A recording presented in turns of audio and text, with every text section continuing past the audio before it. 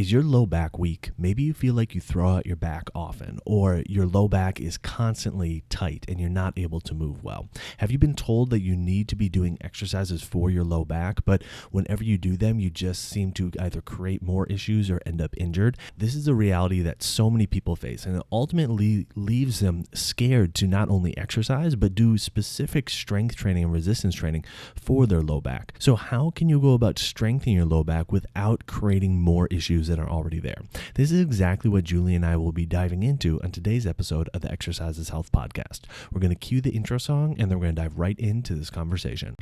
Welcome to the Exercise is Health podcast, where we're talking about exercise, health, and the interconnectedness of the two.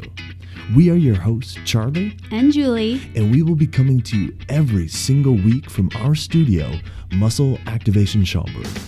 Hey, what's going on, everybody? This is Charlie. Before we dive into this week's episode, I want to let you know that we recently released a book called The Exercise for Life Method. And if you enjoy the conversations that we have every single week on this podcast, then you are going to love this book. So to pick up a free copy of this book, all you have to do is go to exerciseforlifemethod.com. Now, without further ado, let's dive into this week's episode. Hey, welcome back, exercisers, to the Exercise is Health podcast. We are your hosts, Charlie and Julie. And we're coming to you from our studio, Muscle Activation Schaumburg, here in Schaumburg, Illinois, where we believe that your health is your most valuable asset, and the single best thing that you can do to both boost and protect this asset is exercise. Specifically, exercise is geared towards building the health and function of your muscles. Now, so many of you exercisers have already taken the time to leave us a rating and review on Apple Podcasts, and it means the world to us when you do that because it allows our message to reach more people. So if you're enjoying what you hear every single week on the Exercise is Health podcast, we would love if you'd take a moment to leave us a rating and review. And in fact, we want to highlight one that we've recently received. This review says, "These podcasts are what everyone who is exercising needs to know. They tell you how to listen to your body. Test out how low you can go before breaking form. It matters that you stay in your range rather than trying to do it faster." Totally a great find. Thank you so much for that 5-star review. We absolutely thrive on these reviews, and I can tell this listener in particular really has listened to our content and has applied it to their workouts, because we're actually going to be talking about a few of these points today in our podcast. But if you are an exerciser and you listen to this podcast, we would love to hear from you. If you wouldn't mind scrolling to the bottom of your podcasting app and leave us that 5-star rating and review, we would really appreciate it.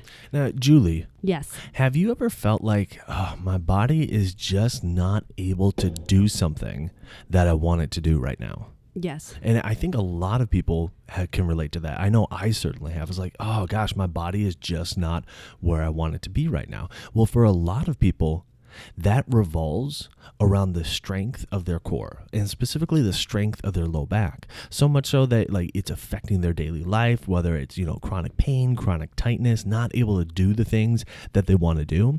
But the catch-22 that they're facing with this is not only is their low back weak and is their core weak, but the thing that they know they should be doing, which is exercising and resistance training for it, there's this fear that goes around it because oh gosh, if I start doing that, am I going to hurt myself? Am I going to injure myself? Am I going to make my issue worse?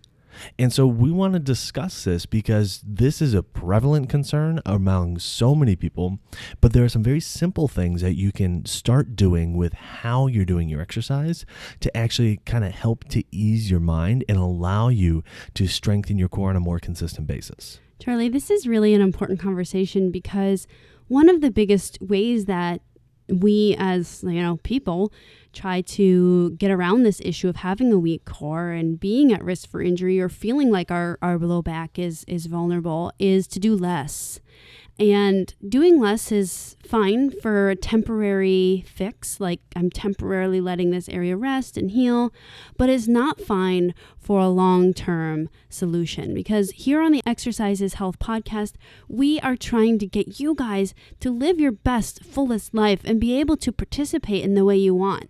And that doesn't include things like going to a wedding and being nervous that the twist and shout song is going to come on because your back can't handle the twisting, or having to think about your yard work and divide it amongst the entire summer because you can only handle, 10 minutes of bending over, or having to have all these compensatory methods to really not use your core and low back because of the fear that it's going to be thrown out or get injured. I'm not saying go do all those things and throw out your back and you shouldn't care.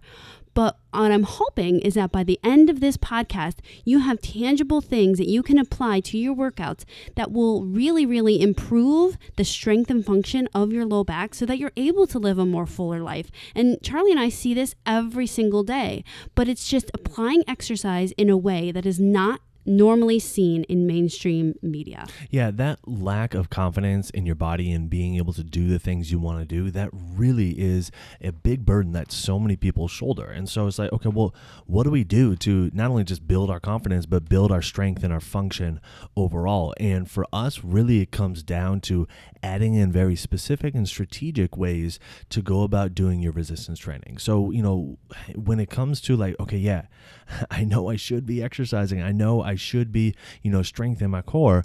But, I have this concern that if I start, it's just going to make issues worse. Like, we get it. We see this all the time, and we've been there as well. However, we have a very simple system that you can follow to actually start to ease those concerns, because how you're going to be exercising is going to be more appropriate for your body. It's going to be more tailored to your body. And no, this is not like super hard to figure out at all, but it does require you to start doing your resistance training and start doing strengthening exercises for your low back and for your core muscles in order to be able to reap the benefits that we're going to be discussing today.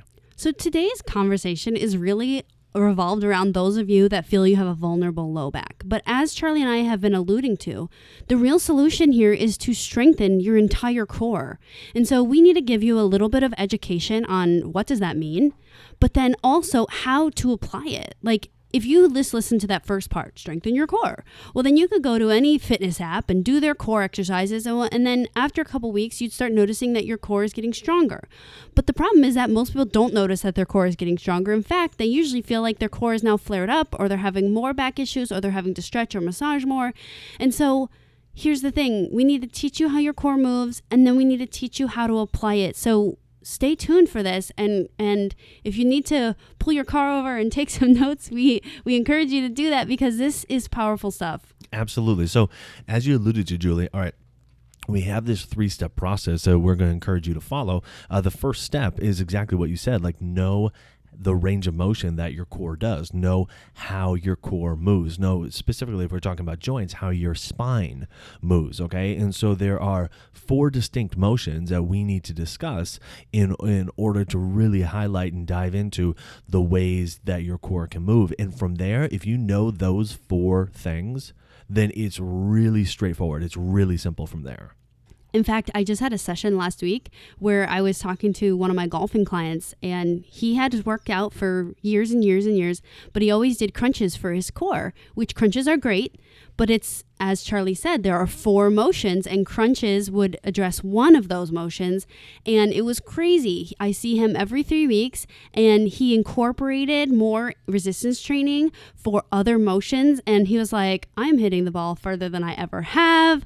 I am feeling stronger than I ever have. So it was really cool. So what are these 4 motions? Because we have to talk about the motions that your core does and then talk about strengthening it. So we have the motion in this plane called the sagittal plane, which is front and back. So if you think things like crunches or back extensions or planks, all of those like quote unquote ab exercises would be in the front motion, and all of your quote unquote back exercises for like the backside, like extensions, things like that, are going to be on the backside. So I always lump those 2 together because those are 1 and 2, but they kind of go in the same category, front and back motion. Yeah, same category, different groups of muscles. So the first one that we want to talk about again is this kind of going forward motion. So like you were saying, Julia, that's your crunches, that's your plank, that is using the crunch machine, or some kind of leg lift or something like that, right? So that's what we're thinking about to kind of target and strengthen those muscles. And then the reverse is also true, right? So it's like, okay, well, what ways can your car go? It can go forward and backwards, but it's essentially the same kind of straight line, right? So you have your forward, but then you have your backwards. And so this is using your low back machine, your 45-degree extension bench, and doing other types of exercises to kind of strengthen the backside muscles of your core. And so yes, it's kind of one continuum of motion, but we're separating them into two separate things because we want you thinking about them as two separate things, because two different groups of muscles. One that we do a lot if you don't have machines, and we do it a lot in the One Workout Away Challenge, is the Superman. Mm-hmm. So if you've ever seen that one where you're laying on your tummy and you kind of lift your arms, chest, and legs, that would be a back one, or a moving back. So those are 1 and 2. The next one is going to be side to side motion. So if you think about keeping your pelvis and hips still, and then you kind of bend your body to one side and bend your body to the other side, we lump those as number 3 because it's the same muscle group, but one's on the right side, one's on the left side. Exactly. So it's almost like you're trying to reach for your knee, like to the side of your knee. So you have the reaching towards the front, like reaching towards your toes, but now we're reaching like towards the side. And so it's this kind of side crunch itch motion, which we call side bend. That is the third motion that we will categorize your core doing. And then the fourth motion is going to be a twisting motion, or a trunk rotation motion. This is one, like Julie brought up golfers, this is one that a lot of golfers like to incorporate because golf is such a rotational heavy sport. Same with tennis and baseball and things like that, right? Well, it's those types of motions and those types of exercises are not just for people who are playing golf or tennis or, some other kind of rotational activity, but really they are for everybody, because that motion of trunk rotation, even if you don't see yourself using it all that much in your daily life, you actually are. And when you lose the ability to do it, that's when you truly realize how much you had just been using it before. Absolutely. Like think about when you bend down and pull a weed, or you're cooking, holding your baby on your hip. Everything is twisting, bending. So we really have to be strengthening. So step number 1 is knowing how your core moves. It's more than just crunches. It does include crunches, but it's number 1, forward. Number 2, bending back. 3 is side to side, and 4 is twisting. Now, you might listen to this and be like, yeah, but Julie and Charlie, I knew those, and I do exercises for those all the time. But remember, it's so important how you strengthen and do your resistance training within these 4 categories. So this is going to be our next step. Number 2 is going to be knowing your range of motion of those motions. So what you can do is simply go through those 4 things and check, how does my core move while being asymptomatic, meaning no symptoms, with no weights, no exercise, no machine. Just try it out. If Charlie and I were sitting here recording a podcast, we've been doing these motions while we're talking about them. So you can just sit and see, okay, what's it feel like if I go into a slouchy forward motion? What's it feel like if I extend? What happens if I bend? Oh, am I limited on one side? Can I not move as far? Is it limited on both sides? Like, do I not bend as far as I think I should? Or whatever your brain thinks you should be doing. Or twisting. So check your range of motion and be aware of how far you move, and be really aware of where your body naturally stops you. And the things that might stop you from a motion might be things like your natural stoppers, aka tight muscles. Respect those. Don't go past them. If your muscles stop you, just stop. Or a symptom. You're looking for that too. Or maybe you just stop and there's no symptom. That's great too. Wherever your body naturally stops without you manipulating yourself in any way. So don't use your arms. Charlie and I always tell our clients, cross your arms, just keep them out of the picture, and check your range of motion and know where you stop.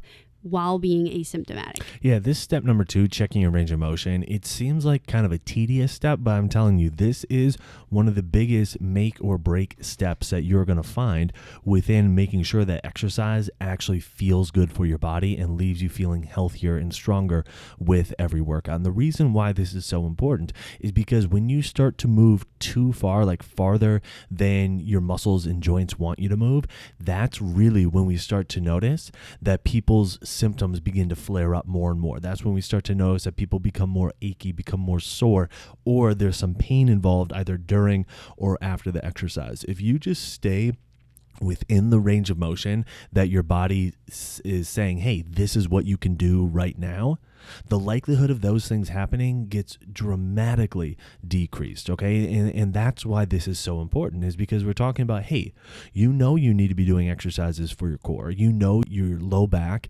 is an issue and you want to be strengthening it, but you are scared that the exercises that you're going to do are going to cause things to be worse. This is how you give yourself the best chance, rather, of making sure that the exercises that you do don't make your symptoms worse, is by staying within the range of motion. What does this mean? It means you're not trying to do full range. It means you're not trying to do as much motion as you can, okay? And so because of that, you will naturally be limiting the amount of motion that you do, which will decrease the likelihood that you stress out your joints. You decrease the likelihood you stress out your discs, your ligaments, that you cause, your muscles to not work as well because you are stressing them out, or, put excessive stress on other tissues like your fascia and stuff like that.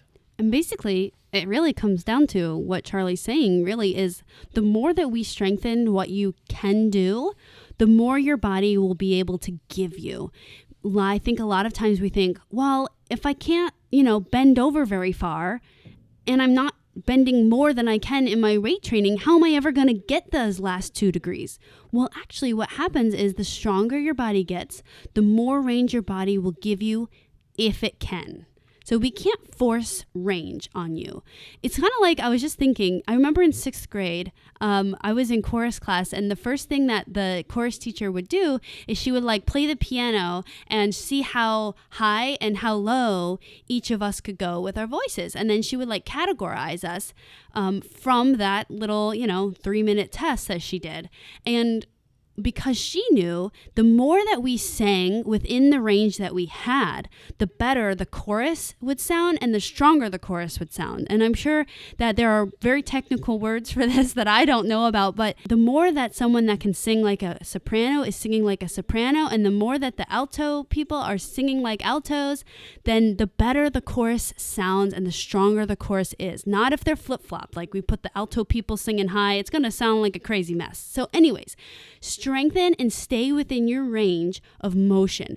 Now, when you apply this to exercise, it's important that you stay within the range of motion that you checked without the weight. So whenever I go up to a machine that I'm going to strengthen my core, I always check the motion that I'm about to do. So let's say I'm going to go do the side bend machine on the 45-degree bench. And so basically what I would do is I just walk up, look at my side bend, see where I can go, see if there's symptoms, see where my body's stopping. And then when I get on the machine, the first thing is I have to respect that range of motion. And if I'm violating that range of motion, that's the first thing that we need to change. I think a lot of times people try to stretch as far as they can go or get more range of motion than they had without weights. Don't do that. Stay within your range. And the second thing is when you're moving, you have to move slow and be aware of symptoms popping up. And that is exactly step number 3 of this process. So step number 1 was to know the motions of the core. We have front, back, side, and twisting. And then step number 2 was to check your range of motion within each of those motions and see how your body is operating and where you should be stopping, where too much motion is for your body. And then step number 3 is while you're performing exercises for those motions, we want you to move slowly or not at all.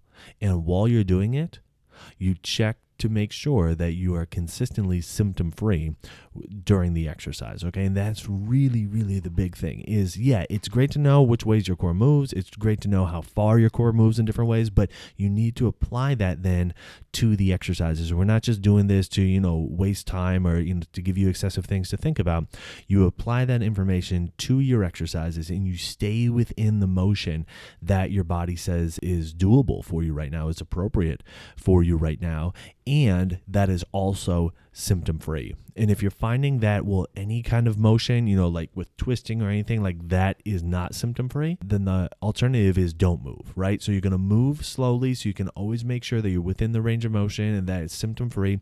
But if it's not symptom free, then we say, okay, don't move. Make sure that you are staying within the amount of motion that you have, but you're going to be doing isometrics at the positions, at the spots within the motion that are symptom free.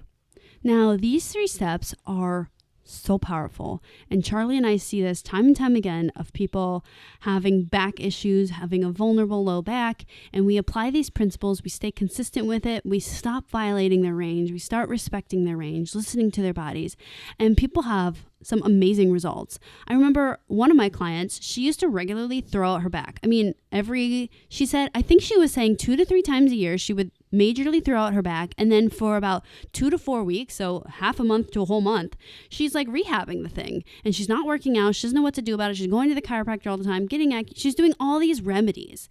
And it was interesting because as we continued to strengthen her back and just apply these principles of strengthening her core, as well as all the other areas of her body, she noticed that her back was still maybe the vulnerable place, but every time she would quote unquote throw it out, it'd be maybe a half-day event. And then she's back to it, meaning her body was getting stronger. Of course, all of our bodies will always have weak points that we have to be mindful of and keep being really strategic with. But the fact that it went from 2 to 3 times a year out for a month to a half-a-day event and she's back to it, or she's still able to come into sessions and we can work around it and make her feel much better at the end of the session, was amazing. And it gave her so much more life because she worked full-time, she had children, she was active in her community. So this made a really big difference in her ability to live the life she wanted to live. And Julie, that's really what it comes down to, right? Is making sure that your body is ready to do the things that you want to do, having the confidence of knowing that you have the strength, that you have the function, you have the range of motion to be able to do all the activities in life that you want to do and not have these negative repercussions consistently popping up for you, where it's taking days or weeks or months in some cases to recover from just general stuff that you want to do in life, okay? Because so often what ends up happening is if we start to feel that our function starts decreasing, maybe our back is starting to tighten up or we feel like the strength isn't there,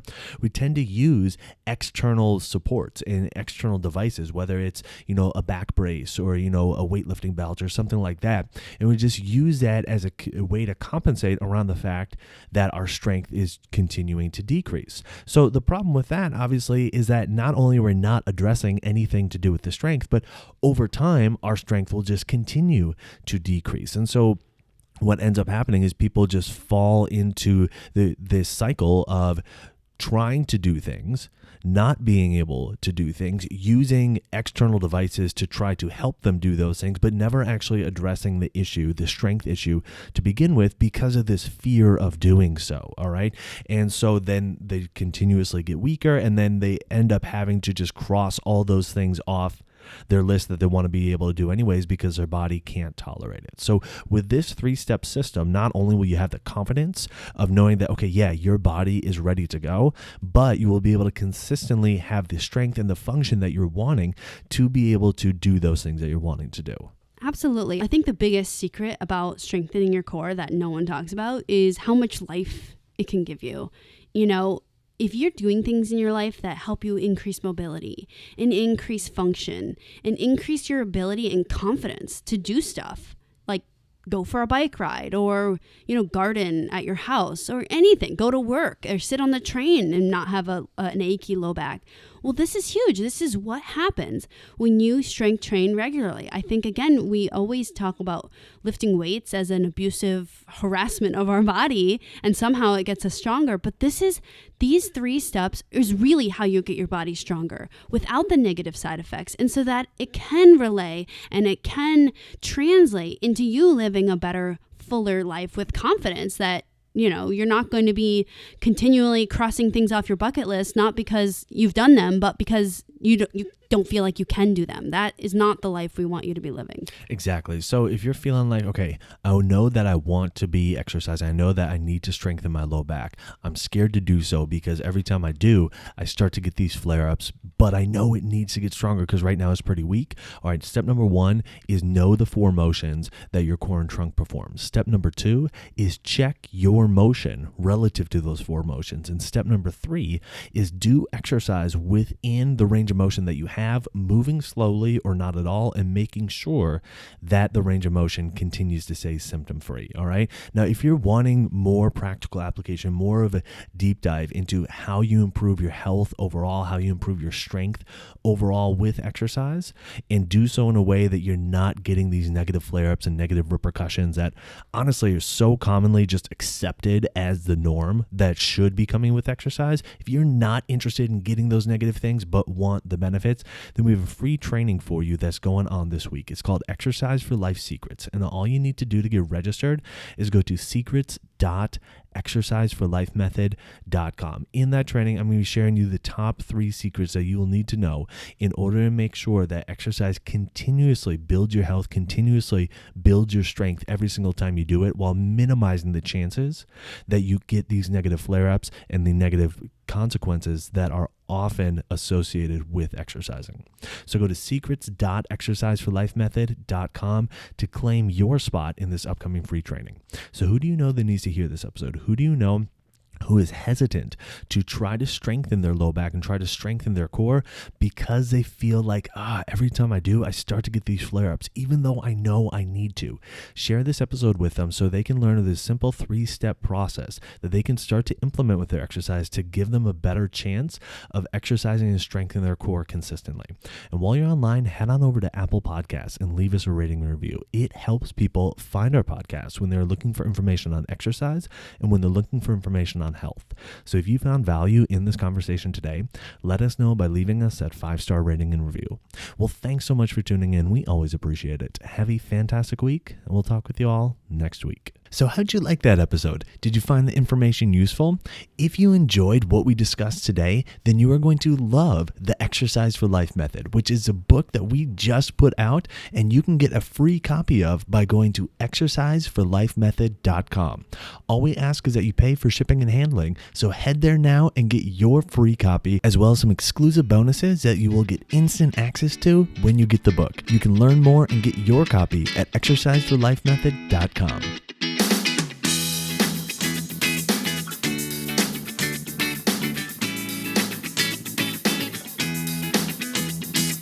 This podcast is for information purposes only. The statements and views on this podcast are not medical advice.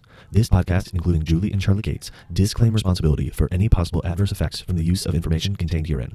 Opinions of guests are their own, and this podcast does not endorse or accept responsibility for statements made by guests. This podcast does not make any representations or warranties about guest qualifications or credibility. This podcast may contain paid endorsements or advertisements for products or services. Individuals on this podcast may have a direct or indirect financial interest in products or services referred to herein. If you think you have a medical issue, consult a licensed physician.